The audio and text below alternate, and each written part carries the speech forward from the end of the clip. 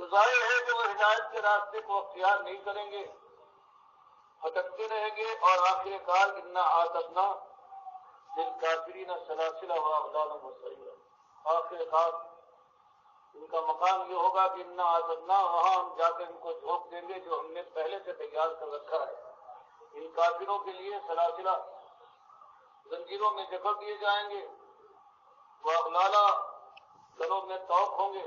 وسعیرا، اور آگ کی لپٹوں میں جوش مارتے ہوئے لاوے کے اندر ان کو جھونک دیا۔ فرمایا ہم نے کوئی ظلم نہیں کیا، سارے انتظام کیے ہیں، اب انسان خود ناشکرا ہے کہ ہمارا کھانے کے بعد نمک حلالی کی روش اختیار ہے، اور جو ہماری بات مان لے اس کے لیے وہ جنتیں ہیں کہ جہاں جانے کے بعد دل کی ہر خواہش پوری ہو جائے۔ اب یہ بات جب 4-5 سال ہو گئے ہیں، یہی ایک بات دنیا والوں کے سامنے مکے کے اندر، اور بڑے سمجھدار عرب کے جو سرتاج مانے جاتے تھے ان کے سامنے یہی بات آ رہی ہے، مختلف انداز سے یہی بات کہی جا رہی ہے کہ اصلی معاملہ یہ ہے کہ اپنے عقیدے کو درست کرو، اپنے مالک کو پہچانو، اور اس کے ساتھ یہ شرک والا ظلم ہے، ورنہ وہ دن آگے رہے گا کہ مرے پیچھے پھر اٹھائے جاؤ گے، اور اٹھائے جانے کے بعد حساب و کتاب ہوگا، اور پھر تمہارے لیے جہنم کی آگ کے علاوہ کوئی چلا نہیں۔ تم آج اپنی چلا رہے ہو، جو تمہارے دل میں آتا ہے طاقت کے زور پر، دولت کے نشے میں جو چاہے کر لیتے ہو، تم کو یہ نہ کرنا چاہیے۔ تم آزاد و خود مختار نہیں ہو، بلکہ تم امتحان کے لیے اس دنیا میں مالک کی طرف سے بھیجے گئے ہو۔ تمہاری ذمہ داری یہ ہے کہ اس کی فرما برداری کرو اور اس کے سامنے سر جھکا کرو۔ اور یہ بات جب کہی جاتی تھی تو آگ لگ جاتی تھی بادشاہوں کے اندر، کہ جن کی بات، جن کے دل کی ہرائی پوری ہونا چاہیے، ایک کشمکش برپا تھی، پورے مکے کے اندر ایک آگ لگی ہوئی تھی، اور چونکہ ان کے پاس زور تھا، اختیار تھے، جماعت تھی ان کی، ان کافروں اور مشرکوں کی، تو ہر انداز سے چاہتے تھے کہ یہ بات ہے یہ آگے بڑھنے نہ پائے، لوگوں کے کان میں نہ پائے۔ تو طرح طرح کے اعتراضات ہیں، بہتان لگائے جاتے تھے، اور اس میں ایک بات یہ بھی تھی کہ یہ جو اللہ کا نام لے کر یہ ہمارے سامنے پیش کرتے ہیں، یہ ان کی اپنی بات ہے، اللہ ایسی بات کبھی نہیں کر سکتا۔ اللہ تو ہمارے اوپر جو آسمان والا ہے اور ہمارے باپ داداؤں کو بڑا مہربان تھا۔ اگر یہ کوئی بری بات ہوتی جو ہم کر رہے ہیں، یہ کفر و شرک اور اپنے حضرات اور اپنے باباؤں کے ساتھ جو ہمارا تعلق ہے، اگر یہ بری بات ہوتی تو اللہ ہم کو کبھی نہ کرنے دیتا۔ تو اس لیے جس کو یہ اللہ کی بات کہہ کے پیش کر رہے ہیں، یہ خالص اپنی غرض ہے، ہم کو گرانا چاہتے ہیں، اپنے کو بڑھانا چاہتے ہیں۔ تو مالک نے جواب دیا کہ یہ جھوٹے ہیں، آپ دل شکستہ نہ ہو، ذرہ برابر کوئی آپ کے دل پر میل نہ آئے، اور یہ خود کان کھول کر سن لیں کہ انا نحن نزلنا علیک القرآن، کہ انا ہم ہی وہ ہیں۔ یہ جو کہتے ہیں کہ ان کی اپنی بات ہے، اللہ کی بات ہوتی تو یکایک پورا قرآن اتار سکتا تھا۔ اللہ کے پاس تو بہت طاقت ہے، آسمان والے کے پاس۔ یہ ان کا اپنا بنایا ہوا ہے کہ تھوڑا سے بناتے ہیں، پھر پیش کرتے ہیں، پھر سوچتے ہیں، کچھ موقع لیتے ہیں، پھر تھوڑا سا بنا کر پیش کرتے ہیں۔ تو مالک نے ان دونوں باتوں رد کیا اور فرمایا انا نحنو، کہ ہم ہی وہ ہیں، وہ ذات ہے کہ نحنو، کہ ہم نزلنا، 3 تاکیدوں کے ساتھ انا نحنو نزلنا، کہ صرف اور صرف ہم نے اتارا ہے تھوڑا تھوڑا کر کے علیہ کا آپ کے اوپر القرآن، اس قرآن کو تنزیلہ تھوڑا تھوڑا اتارنا۔ تو دونوں کا جواب مل گیا کہ نہ آپ کو یہ بنایا ہوا ہے، نہ ان کے اعتراض میں کوئی قوت ہے کہ اس کو یکایک کیوں نہیں، اگر اللہ کیا اس کو بھی بنانے میں مشکل ہوتی ہے، تھوڑا تھوڑا بناتا ہے۔ دونوں کا جواب مالک نے دے دیا۔ پھر فرمایا یہ ساری باتیں جو یہ کر رہے ہیں یہ خالص دشمنی ہے، نادان ناسمجھ نہیں ہے، یہ صرف اللہ کی بات کو جو آپ دنیا والوں کے سامنے لانا چاہتے ہیں، اس کی رکاوٹ کے لیے یہ ساری کوششیں، اور صرف یہ نہیں کہ آپ کے اوپر الزام لگائیں، بلکہ تالیاں پیٹتے ہیں آپ کے پیچھے، آپ کو برا بھلا کہتے ہیں، ان کی عورتیں گودے پھیلا بنا کر بددعائیں دیتی ہیں، اور ان کو موقع مل جائے تو آپ کے جان اور مال سے دشمنی کرتے ہیں، کوئی پتھراؤ کرنے پر تیار ہے، اور کوئی مال ہڑپ کر جانے اور نقصان پہنچانے کے لیے کوشاں ہے۔ یہ اسی ایک بات کی وجہ سے کہ ان کی خدائی ہے، اس کا اثر ڈگمگانے لگا ہے آپ کی اس بات سے، اور ہر طرح سے آپ کو یہ اس بات کے کہنے سے روکنا چاہتے ہیں، کبھی محبت اور پیار سے، کبھی چاپلوسی کے ذریعے سے، کبھی رشوت پیش کرتے ہیں، کبھی دھوس ڈالتے ہیں، اور کبھی جان و مال کے نقصان کا ڈراوا دیتے ہیں آپ کو اور آپ کے ساتھ۔ یہ بات نہ کہو، یہ جو بات ہے یہ ہمارے لیے ناقابل برداشت ہے۔ فرمایا حالات آپ کے لیے مشکل، آپ کے ساتھیوں کے لیے مشکل تر ہو رہے ہیں، دیکھتے ہیں، لیکن کیا کیا جائے؟ آج تو یہی حق ہے، اور ایک مومن کا یہی طریقہ ہونا چاہیے کہ حق بات سے کبھی نہ کترائے۔ حق بات تو بہرحال آپ کو کہنا ہے، آپ کی سب سے بڑی ذمہ داری ہے، اور ہر مومن پر یہ ذمہ داری ہے کہ بات کھول کر لوگوں کے سامنے لائے تاکہ اس کے مالک کی عزت برقرار رہے، اور جنہوں نے اس کے ساتھ ساجھا کرنے کی کوشش کی ہے ان کی حیثیت واضح کر دی جائے۔ یہ بات تو ہر مومن کی، یہ فرض کے طور سے اس کا فریضہ ہے کہ اس سے زیادہ خیر خواہی کی بات دنیا والوں کے ساتھ اور کوئی نہیں ہو سکتی، کہ ان کو بس بتایا جائے تو ہو سکتا ہے ان میں سے کچھ لوگ اس بات کو مان لے، اپنی غلطی سے تائب ہو کر اور اللہ کی بندگی کی طرف بڑھ جائے۔ اور تو آپ کو کرنا ہے، اسی کام کے لیے تو آپ کو بھیجا گیا ہے، سارے انبیاء کو بھیجا گیا ہے، یہی تو ذمہ داری سارے مومنوں اور مسلمانوں پر ہے۔ اس لیے اس میں کمی تو نہیں آئے گی، چاہے یہ کچھ کر لے، تصویر حکم رکھے تو جمے رہیے اسی انداز سے۔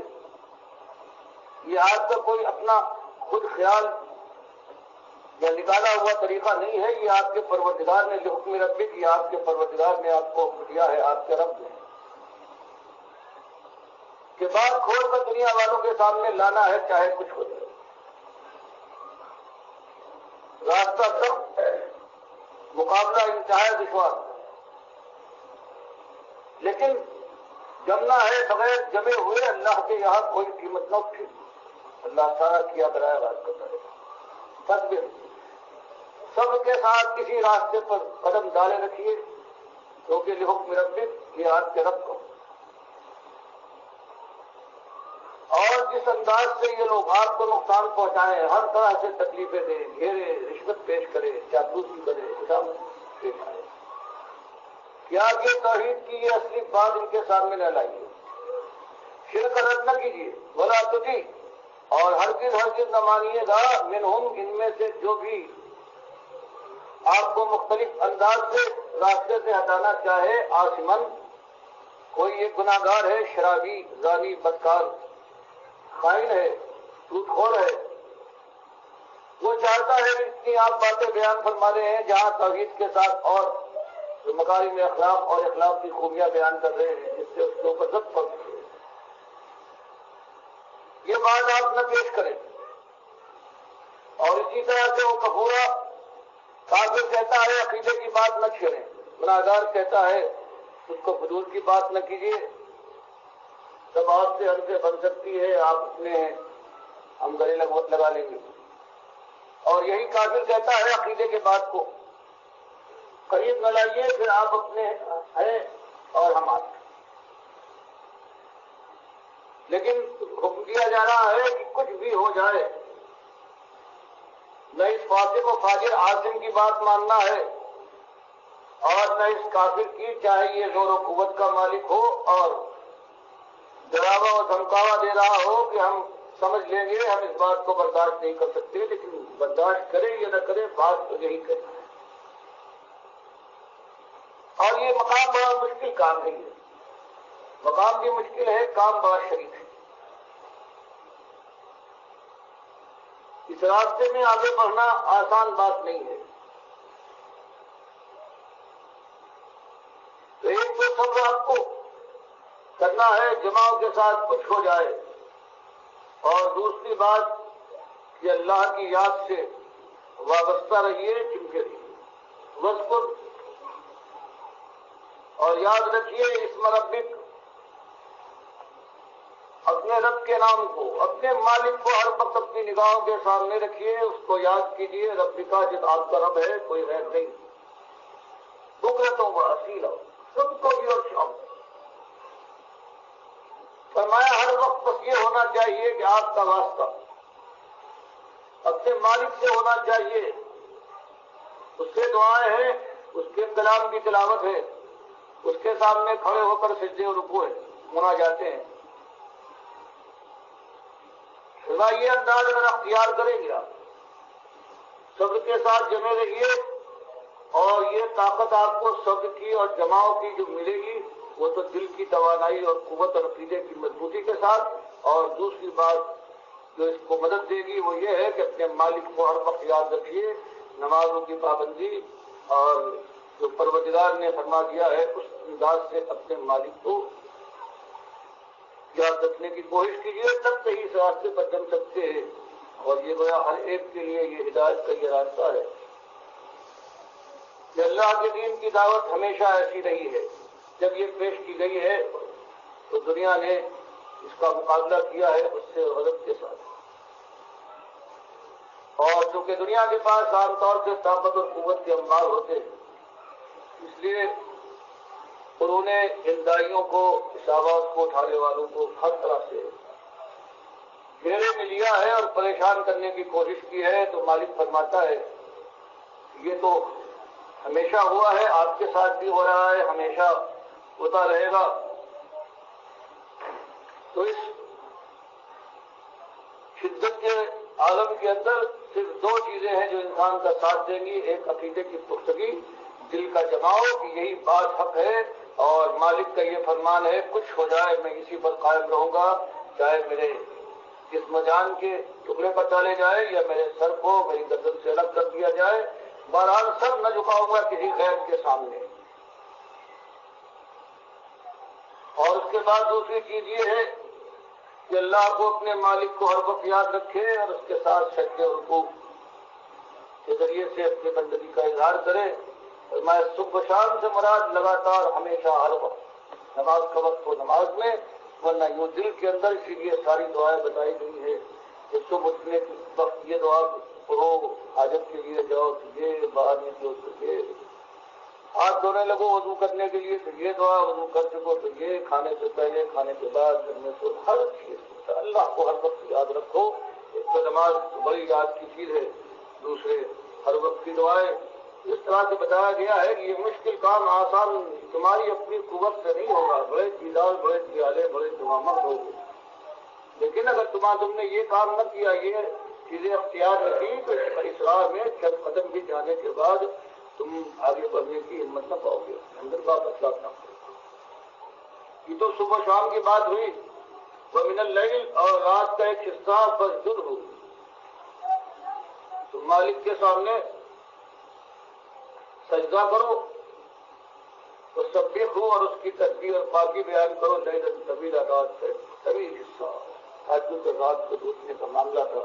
یہ مزمل وغیرہ میں آیا ہے، اس کے اندر تربیت کی گئی ہے کہ اس طرح سے ایسے مشکل کام کو انجام دینا یوں نہیں ہو سکتا کہ کوئی یہ سوچ لے اور اس کے بعد یہ سمجھے کہ یہ آسان کام ہے، یہ ساری دنیا سے جنگ کا معاملہ ہے، اور اس کے بعد اس کے اندر ایک قدم ڈالنے کے بعد پیچھے ہٹا لینے کا معنی ارتداد ہے اور کفر ہے، سارا کیا کرایا پہلے کا ہے وہ بھی غلط ہو جائے گا۔ کام تو یہی کرنا ہے، لیکن اس کے لیے انتظامات یہ ہے کہ دل کی مضبوطی کے ساتھ اللہ کی راہ میں صبر ثبات کے ساتھ، سب کے تین بڑے موقع ہوتے تو صابرین بالباساء والضراء وحین الباس، کہ باسا ہو سکتی ہے، پیٹ کی آگ لگے، تندرستی اور پریشانی ہو، مالی مشکلات آئے، پھر یہ سب ہے کہ خودکار کرنا، اللہ کی شکایت کرنا، یا کسی کے سامنے اپنے کو دلیل کر کے ہاتھ پھیلانا، یا خیانت، بے ایمانی کرنا، یہ سارا ہے جو نہیں کرتا ہے اور سب کے ساتھ کھیل جاتا ہے۔ وزگا اور کوئی جسم جان پر مصیبت آئے، بیمار ہو، مارا جائے اللہ کی راہ میں، تکلیف پہنچے، تو پھر سب کرنے والا وہی باپ۔ اور تیسرا بڑا مقام آتا ہے سب کا، جب اللہ کی راہ میں میدان قتال میں ایک اللہ کا بندہ نکلتا ہے اور کفر باطل کے مقابلے میں لوہے سے مقابلہ کرتا ہے اور پھر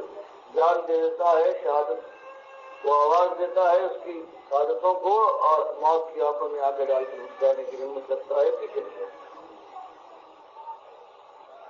سزا یہ چیز ہے کہ سب کی روش پیدا کرو، اور نمازوں کی پابندی ہے، اور اس کے ساتھ ساتھ اللہ کے نبی صلی اللہ علیہ وسلم سے یہ فرق تھا کہ وہ اللہ کے لیے رات کو تہجد پڑھے، لیکن صحابہ کرام اور اسلام کے راجیوں کا یہی طریقہ تھا۔ ان مشکل مقامات سے گزرنے کے لیے وہ اللہ کے سامنے جہاں انداز دعائیں کرتے تھے، اللہ کو یاد کرتے تھے، وہاں رات کا ایک حصہ انہوں نے تہجد کی نماز کے لیے بھی مقرر فرما لیا۔ فرمائی اس انداز سے بات نہ چھوڑیے گا، بات یہی کہنا ہے اور اس کے انتظامات کے ساتھ۔ باقی جو مخالفتیں ہو رہی ہیں، یہ لوگ ناسمجھ، بے عقل اور کسی شمار میں لانے کے لائق نہیں ہے۔ یہ اللہ کے احسان فراموش، یہ نمک کھانے کے بعد نمک حرامی کرنے والے لوگ ہیں۔ ہمارے سارے احسانات بھلا دیے ہیں، دنیا کے ہو رہے ہیں، آخرت سے وہ نگاہ پھیر لیے، یہ ایسے سوچلے، ایسے کمزور، ایسے ذلیل ہے۔ تو ان کی باتوں کو زیادہ اثر نہ لیجیے۔ نحن خلقناہم، ہم نے ان کو پیدا کیا ہے، یہ نہیں تھے، ہم ان کو لائے ہیں، اور پھر وشددنا اسرہم، ہم نے ان کا نقش درست کیا ہے، ہاتھ پیر، ان کی توانائی، ان کا دل و دول، ان کے سارے اعضاء اور جوارے ہم نے ٹھیک۔ اب یہ سمجھنے لگے ہیں کہ ان کی بڑی حیثیت ہے، یہ اپنے مالک کے منہ آ رہے ہیں، اپنے پروردگار کے اوپر ظلم کرنے کا ان کا ارادہ ہے، اور اپنے کو یہ بہت کچھ سمجھتے ہیں، حالانکہ یہ بھول گئے کہ ہم نے ان کو پیدا کیا ہے، ہم نے ان کو بنایا ہے، اور ہم میں یہ طاقت ہے۔ بَإِذَا شِئْنَا بَدَّلْنَا أَمْثَالَهُمْ تَبْدِيلًا۔ یہ کوئی ایسے نہیں ہے کہ دنیا سے اگر یہ چلے جائے تو ہماری دنیا ویران ہو جائے گی، ہم میں یہ طاقت ہے کہ جب ہم چاہے بدلناہم، ہم کو ختم کر دے، ان کی جگہ پر دوسروں کو لے آئے، بدلنا امثالہم تبدیلا، جب چاہے ہم ان کو ہم مٹا سکتے ہیں اور دوسروں کو لا سکتے ہیں، ہماری دنیا ویران نہ ہوگی اور ہماری طاقت میں کوئی کمی نہ آئے گی۔ تو ان دیوانوں کی باتوں کا کیا کریں؟ یہ چیخ و پکار کرتے ہیں، یہ اپنی ہر طرح کی برائی آپ کو سامنے لاتے ہیں اور پیش کرتے ہیں، آپ کے ساتھیوں کو مختلف انداز سے ایذا دیتے ہیں۔ تو جو لوگ ناسمجھ ہیں، جاہل ہیں، نادان ہیں، ان کی بات کی پرواہ نہ کیجیے اور اپنے کام میں لگے رہیے، اللہ آپ کا حامی ناصر ہے۔ ان حاضری تذکرہ، اور ان لوگوں کو سنا دیجیے، یہ کسی سوال کرنے والے کا سوال نہیں ہے، تم سے کچھ نہیں مانگتا، نہ تم سے مال مانگتا ہے، نہ تم سے رفاقت مانگتا ہے، تم سے دوستی کا طالب ہے، تمہاری خیر خواہی کے لیے اللہ نے اس کا یہ فریضہ مقرر کیا ہے کہ تمہارے سامنے بات کھول کر لا ڈالے اور تمہاری عقل و خرد کو جھجوڑ ڈالے، تاکہ تم سوچنے پر مجبور ہو جاؤ اور جس راستے پر جا رہے ہو اس سے رک کر پھر صحیح راہ پر اپنا قدم ڈال دو۔ یہ اللہ کی مہربانی ہے اور یہ نبی صلی اللہ علیہ وسلم کا تم پر احسان ہے کہ وہ بات اللہ بھی تم تک پہنچا رہے ہیں، یہ نصیحت ہے۔ فمن شاء، اب جو چاہتا ہے جس کو اپنی خیر منانا ہے، وہ اتخذ الی ربہ سبیلا، یہ اس کی اپنی مرضی ہے کہ اپنے رب کے پاس اپنا راستہ بنا لے، اس کی رحمتوں میں داخل ہو جائے، اور جو سرفراز اپنی دنیا پر جمع ہوا ہے اس سے الگ ہونے پر تیار نہیں ہے اور اللہ کی بات ماننا اس کو ناگوار ہے، اس کی اپنی مرضی، لیکن اسے معلوم ہونا چاہیے کہ وہ ہماری سبب سے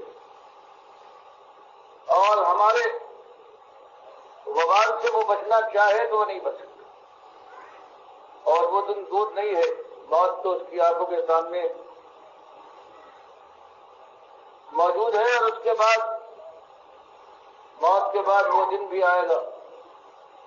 کہ ہم اپنے یہاں اس کو بلا کر اور فیصلہ کر ڈالیں گے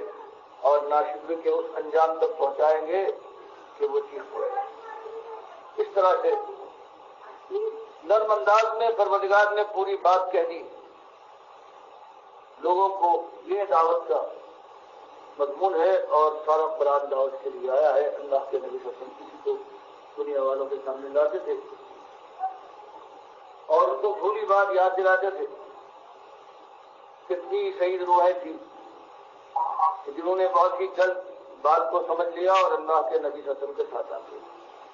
کتنے ضدی اور ہٹ تھے جن کو دنیا نے اپنے تکبر اور غرور نے، اپنے باپ دادا کا جو چلن تھا اس نے، جھوٹی غیرت نے ان کو، حالانکہ وہ جان گئے تھے، دل بات کر گئی تھی کہ بات صحیح ہے، لیکن اس نے ان کو روکا، یہاں تک کہ کچھ پر مارے گئے یا مرے، اور کچھ ایسے کچھ خدمت بھی تھے کہ مدتوں انہوں نے اللہ کی اس بات کو جانتے ہوئے اس کو رد کیا ہے، لیکن ایک وقت ان کے سامنے بھی آگے رہا کہ ان کی ضد و حضرمی ان کا ساتھ نہ دے پائی ہے، اور انہوں نے توبہ کر کے اللہ کی بات ماننے کے بعد اللہ کے نبی کے ساتھ دیا ہے، اور کس طرح سے اپنے انجام کو انہوں نے بچا لیا ہے، اور آگ سے انہوں نے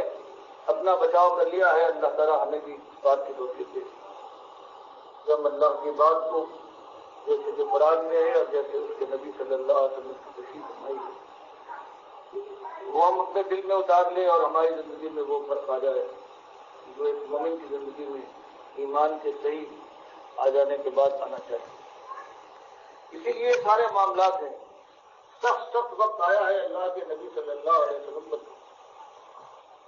لیکن آپ کے دل میں سوائے خیر خائی سے کوئی جذبہ نہیں ہے، جیسے کہ حضرت عائشہ اس مشہور روایت میں ارشاد فرماتی ہے کہ ایک دن میں نے نبی صلی اللہ علیہ وسلم سے پوچھا، احد کی جنگ کے بعد کا واقعہ ہے کہ احد کی جنگ میں آپ بھی زخمی ہوئے، آپ کے 70 ساتھی شہید کیے گئے، جیتی ہوئی بازی ہار گئی، کتنے مسائل پیدا ہوئے، یتیموں کا معاملہ، بیواؤں کا معاملہ، 70 گھر اپنے سرپرستوں سے محروم ہو گئے، کیا کچھ نہیں بیتا ہے آپ کے اوپر؟ کیا اس سے سختی کبھی دن؟ یہی دن میرے خیال میں عائشہ کہتی ہے اللہ خالد کہ انہوں نے کہا نبی صلی اللہ علیہ وسلم سے، نبی صلی اللہ علیہ وسلم هل اتى عليك يوم كانت اشد من يوم احد؟ فرمایا احد کی جنگ میں آپ پر بڑا سخت وقت آیا ہے، کیا ایسا کوئی اور دن بھی آپ پر گزرا ہے؟ قال آپ نے فرمایا لقد لقيت من قومك وكان اشد ما لقيته منهم يوم العقبہ۔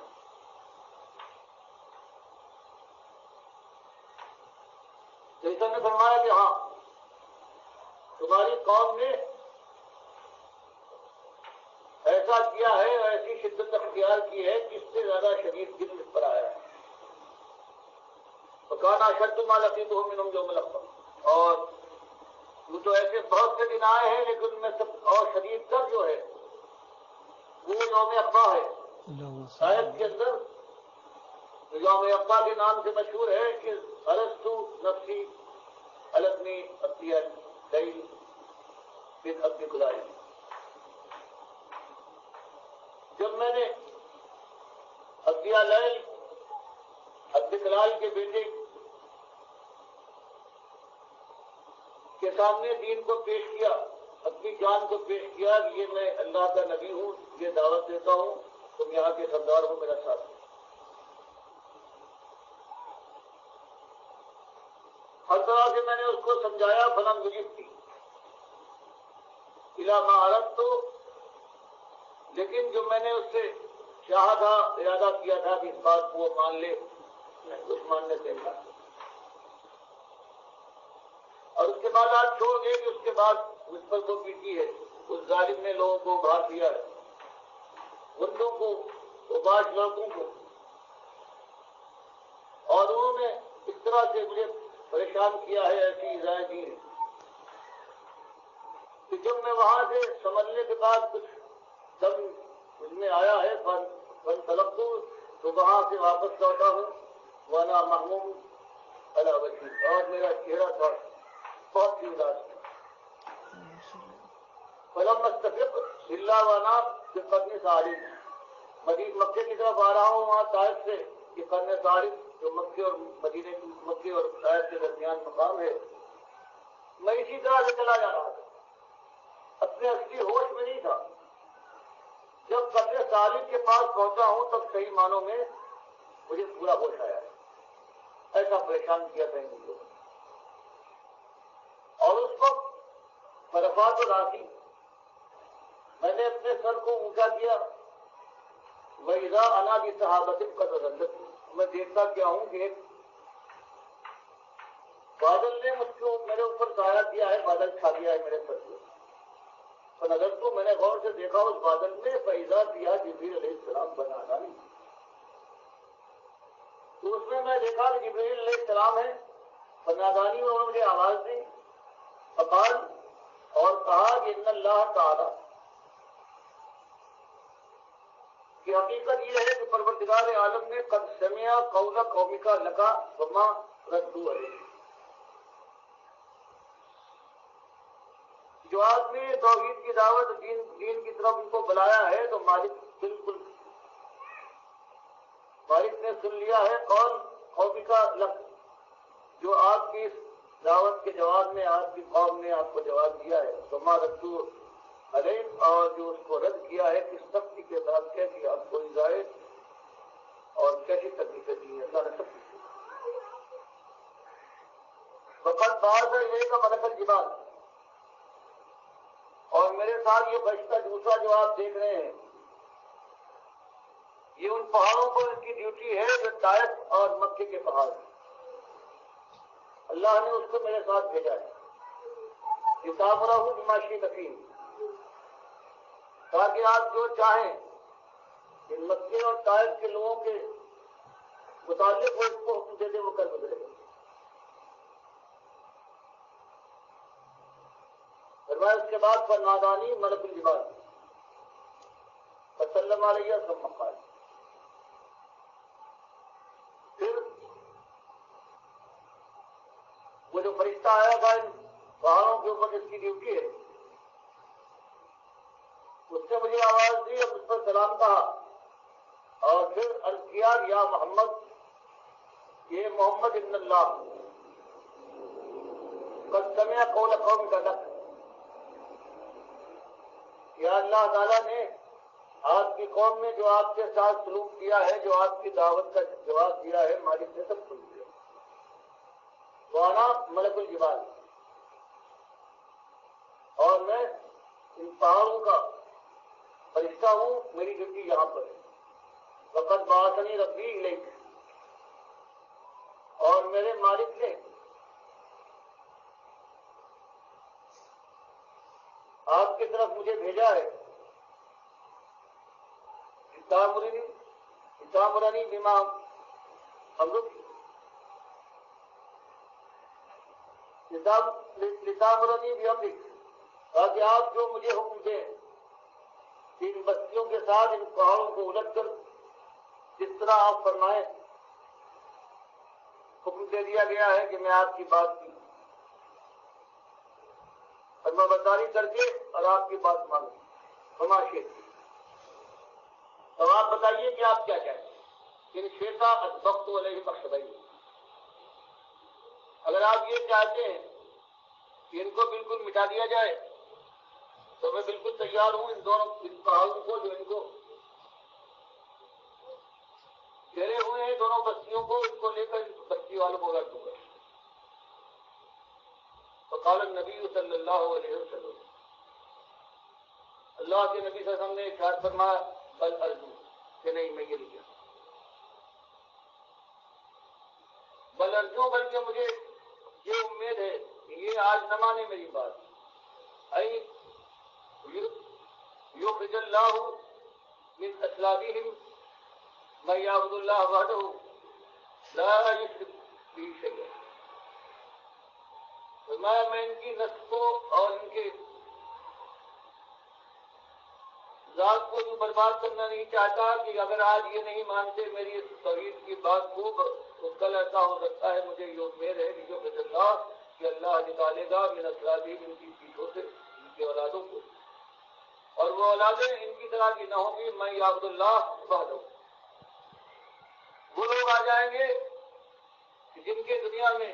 نمودار ہونے کے لیے میں جان لگا رہا ہوں سارے انبیاء جس کام کے لیے آئے ہیں کہ لوگ واحد بن جائیں. تو اگر یہ آج مٹا دیے گئے تو پھر میری یہ امید منقطع ہو جائے گی. پھر کیسے ان کی اولاد ہوگی اور کیسے واحد پیدا ہوں گے. اس لیے میں چاہتا ہوں ان کو چھوڑ دیا جائے. انہوں نے جو کچھ کیا ہے میں نے صبر کے ساتھ اسے اللہ کی رضا حاصل کرنے کے لیے برداشت کیا اور میں امید رکھوں گا کہ ان کی اولاد میں وہ لوگ نکلیں گے کہ میں یعبد اللہ وحدہ جو اللہ واحد کے بندے اور اس کے پجاری اور پوجنے والے ہوں گے. لا یشرک بہ شیئا اور اس کے ساتھ کسی کو شریک میں ٹھہرائیں گے. اس کو بخاری اور مسلم میں روایت کیا ہے. تو اس طرح سے فرمایا گیا حکم دیا گیا تھا کہ صبر کیجیے اللہ کی راہ میں. مشکلات آئیں گی ہر قسم کے آپ تکلیفیں پہنچیں گی. صبر کیجیے اور دل کے اندر انسانیت کی خیر خواہی کا جذبہ ہر وقت معطل رہے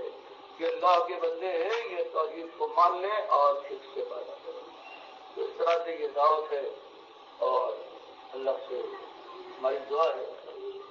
جو راستہ اللہ نے ہمیں دکھایا ہے سچا اور صحیح راستہ ضرور ہے لیکن بڑا مشکل ہے. ایک تو یہ بھی مشکل بات ہے کہ انسان کے دل میں جوش آ جائے کوئی موقع ہو وہ گولیوں کی بوچھار کے اندر چلا جائے گولی لگی یہ بہت یہ مشکل کام ہے. لیکن اس سے مشکل کام یہ ہے کہ پوری زندگی اللہ کی راہ میں اللہ کی حدیں اپنی زندگی پر لگائے رہے بندہ بن کر اپنی زندگی کو اس طرح سے کر لے کہ کوئی خود مختاری نہیں ہے کوئی ناجائز کوئی کام نہیں کر سکتا کوئی ناجائز نہ خوشی ہے نہ تعلقات ہے نہ خواہش ہے. یہ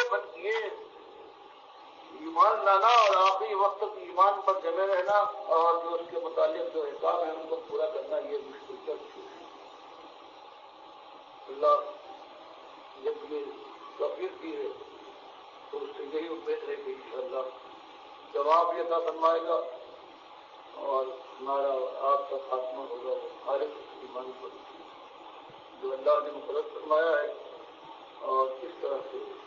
پھر امتحان کی مدت ختم ہو جائے گی اور پھر یہ موقع نہ رہے گا کہ اب بھی کبھی کوئی ناکام ہو سکتا ہو. اللہ وز اللہ اور پروردگار ساری کائنات پر فرما کر ان کو توفیق دے کہ وہ خالص مالک کے توحیدی بندے ہو جائیں اور پھر برکت اور خداعت اور برائیوں سے اپنی جان کو بچائیں.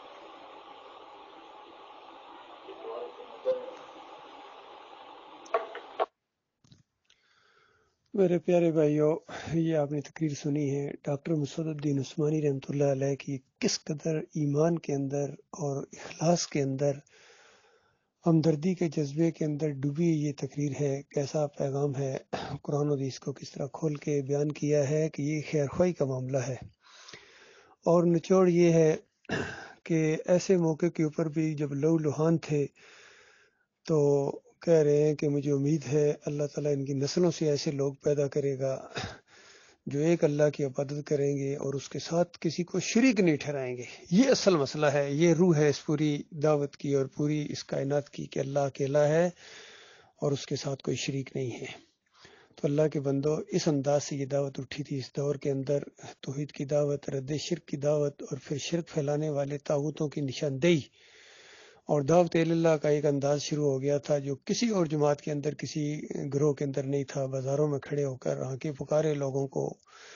توحید کی دعوت دینا اور رد شرک کرنا، کس جذبے کے ساتھ یہ معاملات چل رہے تھے کہ پھر ایسا شیطان کا وار ہوا اور 2017 کے اندر آ کے یہ جو جماعت کے امین بنائے گئے تھے، ذمہ دار بنائے گئے تھے، امانت ان کے پاس تھی محمد حنیف کے پاس، ان کے اوپر ایسا شدید شیطان کا وار ہوا کہ سجدہ تعظیمی کا شرک اس جماعت کے اندر لے کے آ گئے اور یہ فلسفہ پیش کر دیا کہ خاندان یعقوب علیہ السلام نے یوسف علیہ السلام کو سجدہ کیا تھا، اندازہ لگائی، اس پر ڈٹ گئے ہیں۔ انہوں نے اپنی ضد کا مسئلہ بنا لیا ہے۔ اسد جو ان کے اندر تھا ڈاکٹر عثمانی رحمۃ اللہ علیہ سے اور مخلص ساتھیوں سے، اس کی وجہ سے، اور ان کے اندر جو ایک کبر تھا اپنے علم کا اور تقوی کا، وہ ان کو لے ڈوبا۔ تو اللہ کے بندو، کیوں وہ راستہ تم نے چھوڑ دیا ہے؟ حالانکہ ڈاکٹر عثمانی رحمۃ اللہ علیہ کے فتوے موجود ہیں، ویسے موجود ہیں جو مولویوں کے ساتھ کرتے رہے کہ نہیں حضرت، خروا لہو سجادہ، لہو کی ضمیر اللہ کے لیے، اللہ کے لیے سجدے میں گر گئے۔ اور جن کا ایمان خراب ہوتا ہے وہ اس طرح تفسیر کرتے ہیں، کتنا زور ہے، جن کا ایمان خراب ہوتا ہے وہ اس طرح تفسیر کرتے ہیں کہ یوسف علیہ السلام کو سجدہ ہوا۔ اسی طرح پھر تفسیر کی محمد حنیف صاحب نے، کیونکہ ان کا ایمان خراب تھا۔ اللہ کے بندوں، کیا ان کی وجہ سے ہمیشہ کی آخرت برباد کر دو گے؟ اور کتنی ایک امید پیدا ہو گئی تھی کہ یہ ہم مل کے اللہ کے راستے میں جہاد کریں گے، اللہ کے دین کا غلبہ ہوگا یا ہماری جان جائے گی اس راستے کے اندر۔ تو کیوں یہ معاملہ تم لوگوں نے راستے میں چھوڑ دیا ہے؟ باقی جو کچھ لوگ علیحدہ ہو کے راستے کو ٹیڑھا جو کر رہے ہیں، ان سے بھی گزارش ہے کہ للہ توبہ کرو، معافی مانگو، رک جاؤ، پلٹ آؤ اور پھر اس جگہ اکٹھے ہو جاؤ جہاں سے بات بگڑی تھی، تب تمہاری جان جہنم کی آگ سے بچے گی۔ اور اگر نہیں مانو گے، اپنی اپنی انا اور ناک کا مسئلہ بنائے رکھو گے، تو تمہیں وہ آگ لگنے والی ہے، کیونکہ وہ مجرم ہو تم جو اس توحید کی دعوت کو تم نے شرک کے اندر بدلی کر دیا اور اس راستے کو ٹیڑھا کر دیا۔ اللہ تعالیٰ سے دعا ہے مالک ہمیں استقامت دے، کیونکہ ڈاکٹر صاحب یہی کہہ رہے ہیں کہ اگر کوئی استقامت دکھایا کسی نے، جم گیا اس راستے کے اوپر، تو اس کے لیے خوشخبریاں ہیں۔ اللہ کا لاکھ لاکھ شکر ہے، ڈاکٹر عثمانی رحمۃ اللہ علیہ اس راستے کو جم گئے تھے اور بال برابر وہ پیچھے نہیں ہٹے۔